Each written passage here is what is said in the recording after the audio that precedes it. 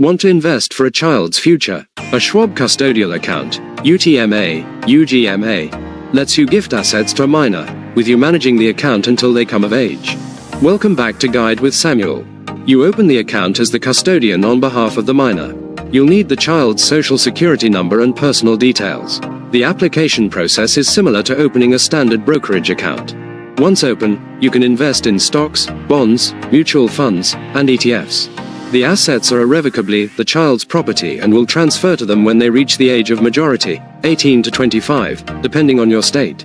My crucial pro tip: consider tax implications. The kiddie tax. Investment income above a certain threshold, $2,500 in 2024, is taxed at the parent's marginal rate. To minimize this, you might focus on growth stocks that pay little dividends, or use funds that are tax efficient. Start building a legacy of financial literacy and security for the next generation. What's the best investment you'd make for a child's future? For more family-focused financial guides, hit subscribe. Thanks for watching. I'm Samuel, and I'll see you next time.